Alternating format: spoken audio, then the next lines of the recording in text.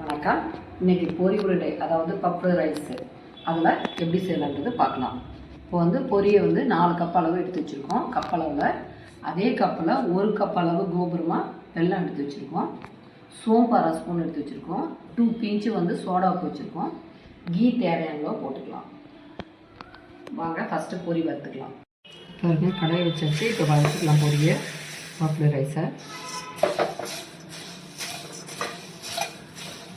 சூடு இருந்தால் போதுனாக்கா எடுத்துக்கலாம். பாருங்கள், இப்படி அமுத்தி பார்த்தா உடஞ்சிருச்சு. இப்போ பொடி ரெடி ஆகிடுச்சு. நம்ம வறுத்ததை எடுத்துக்கலாம். இப்போ இதே கடாயில் கம்மியில் வச்சுக்கலாம். வெல்லம் போட்டுக்கலாம். இப்போ வெல்லம் நம்ம 1 கப்புக்கு 1/4 கப் அளவு தண்ணி ஊற்றிக்கலாம்.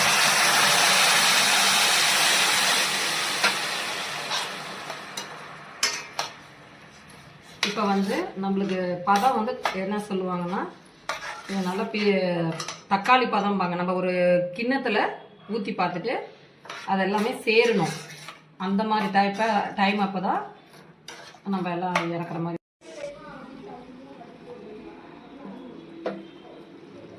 இங்கே பாருங்கள், இப்போ தண்ணியில் விட்டுருக்கேன். இதை அப்படி பார்த்தா சேர்ந்துருச்சு.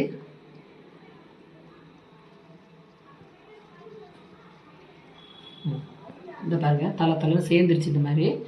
இப்போ நம்ம கீ 1 ஸ்பூன் விட்டுக்கலாம். இந்த டைமில்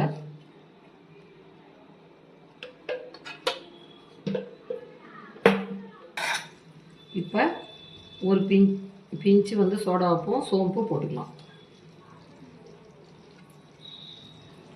இப்போ மிக்ஸ் பண்ணிக்கலாம். இப்போ கேஸ் ஆஃப் பண்ணிக்கலாம்.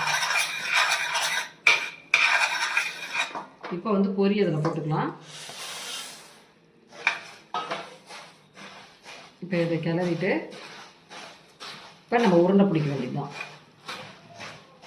பாருங்கள், இந்த பொரியெல்லாம் கலந்து சேர்த்து விட்டாச்சு. இப்போ தண்ணி பக்கத்தில் வச்சுக்கோங்க. இதை இப்படி தொட்டுட்டு, சூடாக இருக்குது, கொஞ்சம் வெதுன்னு இருக்கக்கூடியது. பாருங்கள், இப்படி அமுத்தி விட்டு பிடிச்சிக்கலாம். நீங்கள் இதே மாதிரி எல்லாமே பிடிச்சிட்டு நான் உங்களுக்கு காமிக்கிறேன். பாருங்கள், எல்லா உருண்டையும் பிடிச்சாச்சு. நல்லா அழகாக கடையில் வைக்கிற மாதிரி சூப்பராக வந்துச்சு. இதே போல் நீங்களும் செஞ்சு பார்த்துட்டு எப்படி வந்ததுன்னு கமெண்ட்டில் சொல்லுங்கள்.